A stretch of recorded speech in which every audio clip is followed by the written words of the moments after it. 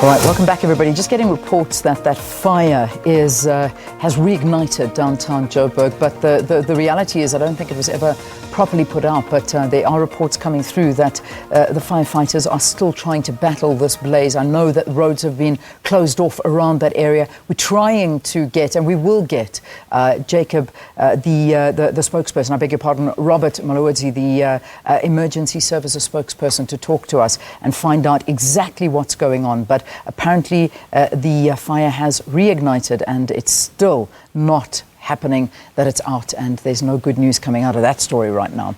So let's turn our attention away from that for a bit and let's talk about the economy, where we're at right now as a country. When the National Planning Commission, the NPC, was established in 2010, it was tasked to develop a long-term vision and strategic plan for South Africa, which of course was the implementation of the National Development Plan as the blueprint with three key objectives. Firstly, to reduce poverty, inequality and unemployment. Sadly, a few recent reports reveal that just the opposite has been achieved. In August last year, Stats SA stated over 30.5 million people out of South Africa's total population now live in poverty.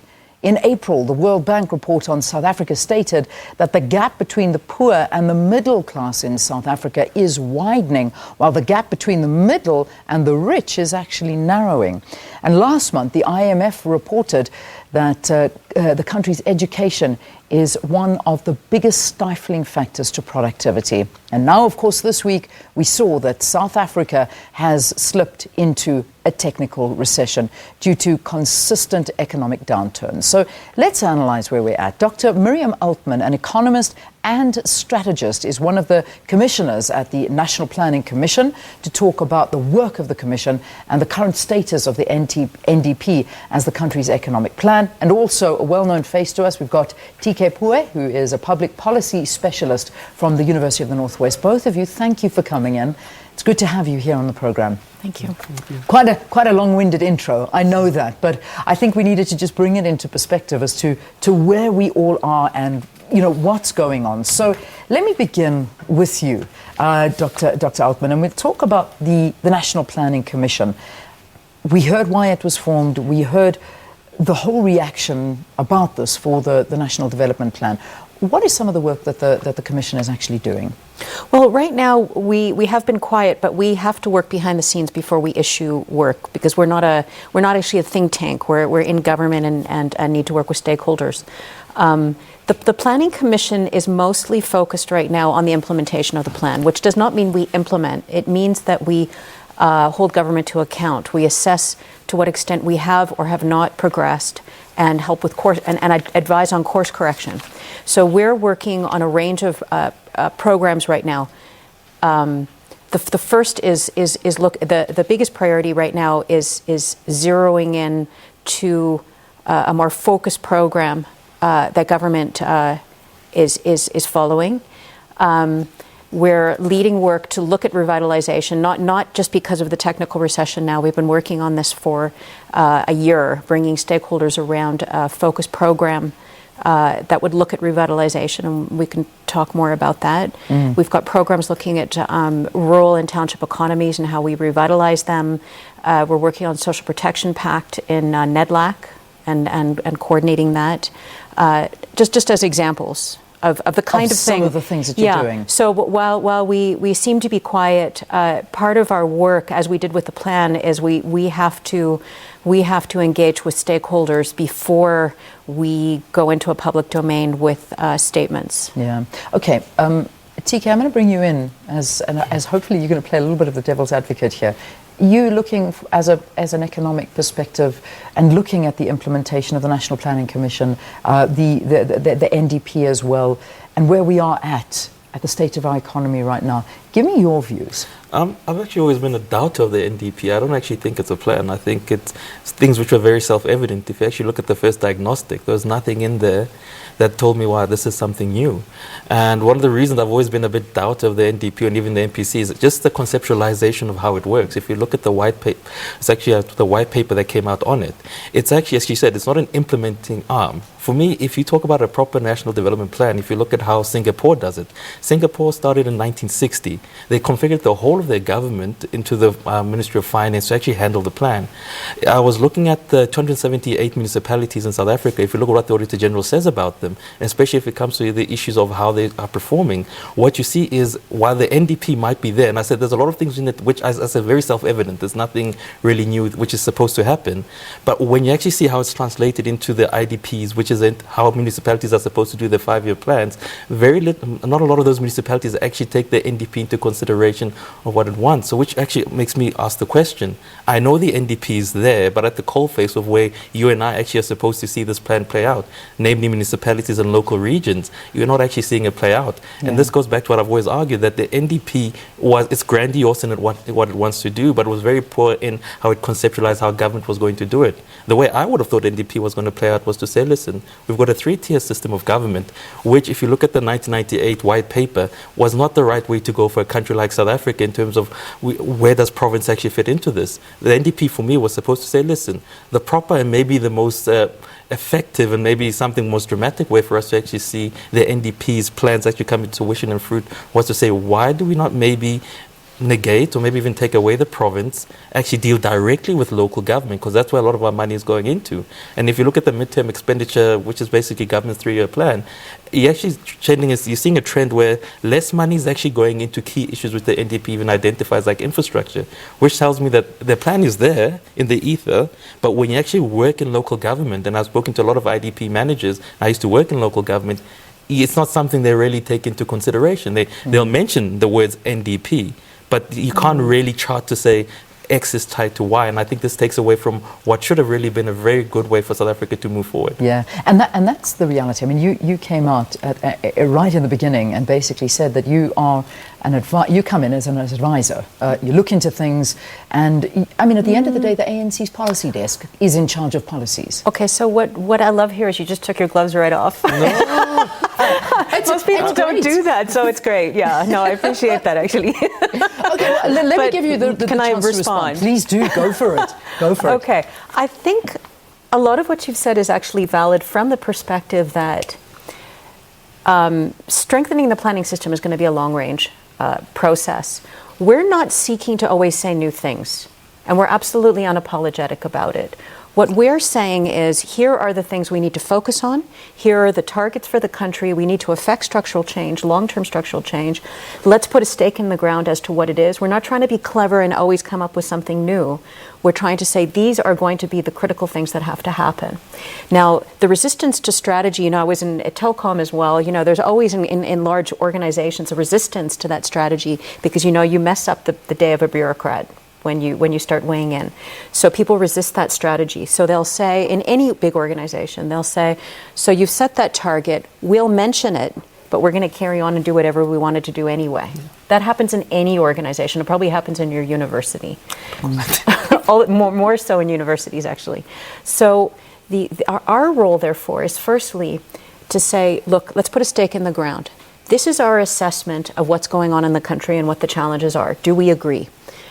This is what we think we need to do about it. That was step number 2. That was the plan. That plan, while we're an independent advisory body, much of what was in that plan probably never would have seen the light of day had we been in an executive function. So it's a very unusual configuration. For example, we weighed in on nuclear when that was not in fashion in government, if I can say.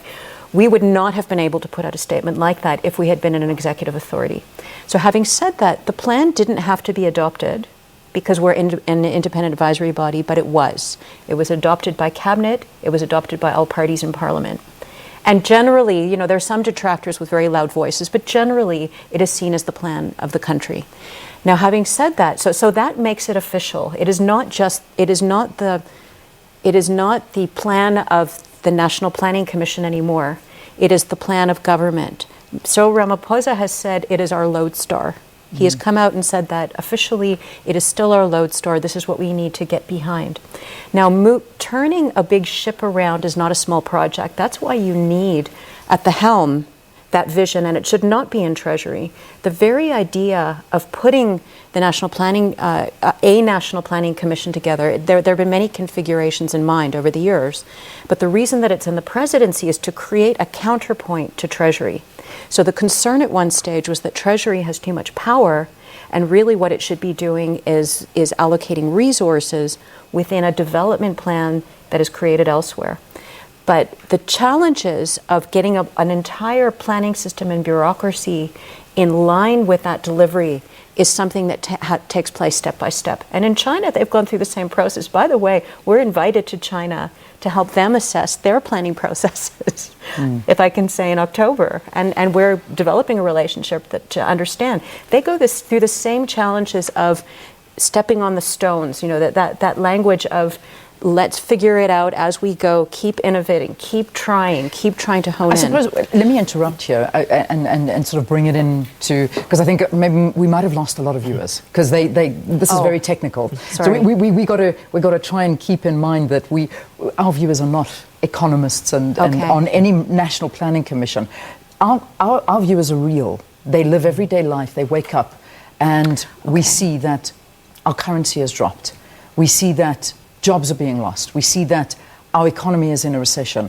We see that the unemployment figures are going up. We see that the quality of life of a lot of South Africans, when we talk about 30-point-something million South Africans are now in poverty. And then we have these commissions that have got major budgets and that are on an advisory basis and this, that. But talk to me about the tangible things that you've done.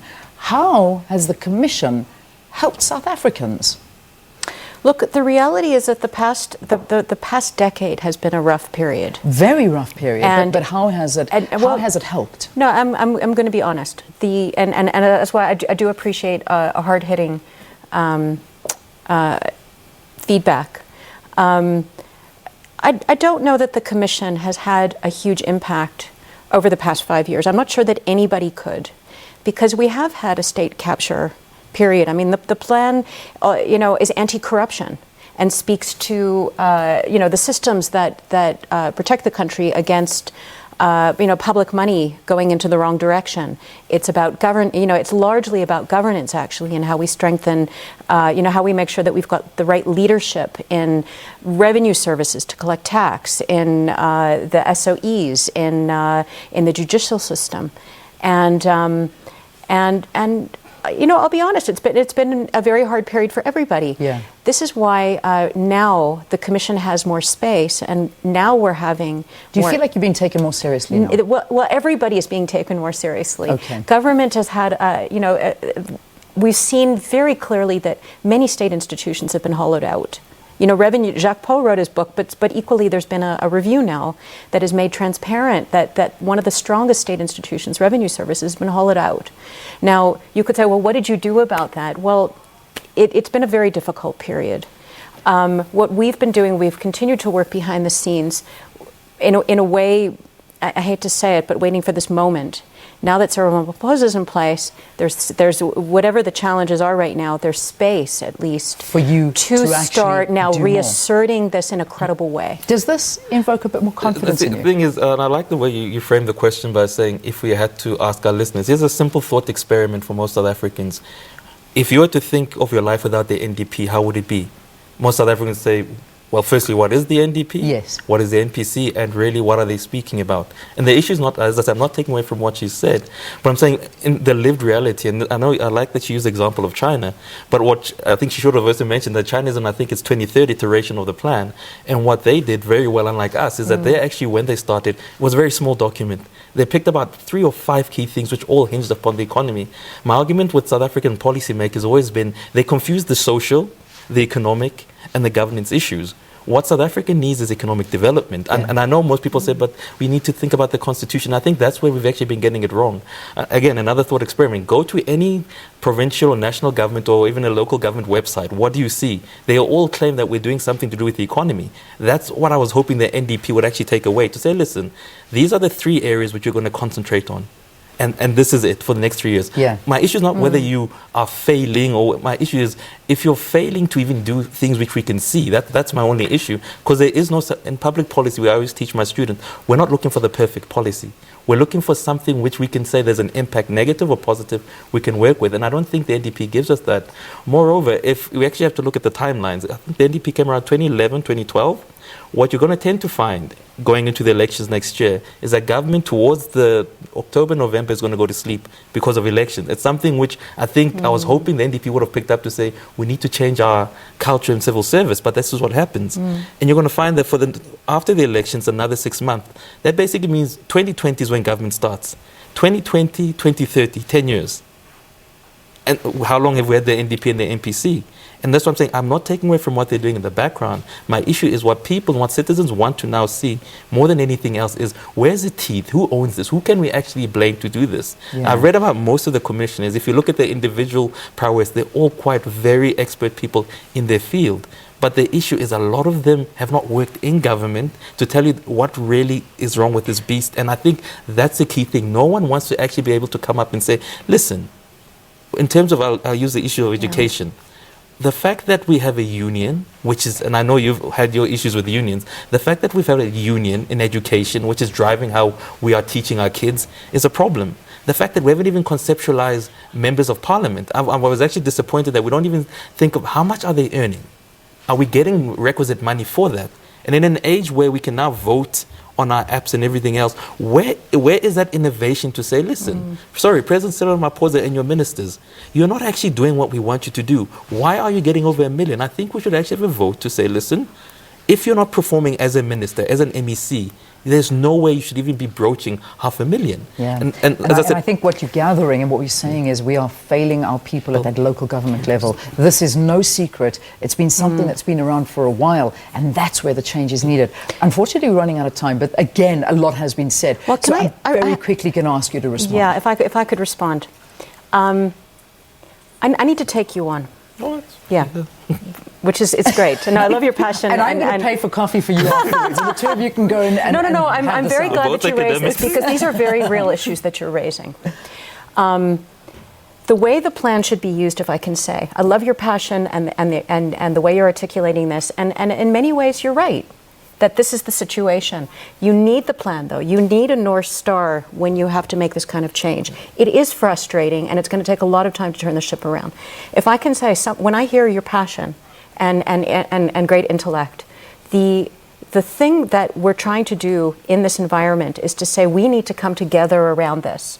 The more that we pull apart and say, well, I don't like that plan. Well, what do you have in mind otherwise?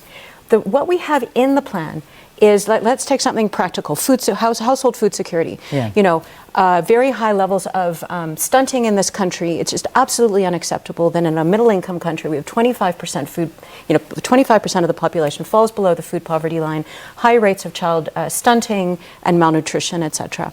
So we lay that out so that it would give voice to civil society organizations to hold government to account. So what I would implore you to do is bring your students, bring your university, whatever strength you have, and find the areas that are your passion within the plan and hold government and civil society to account to those things, because it's been adopted.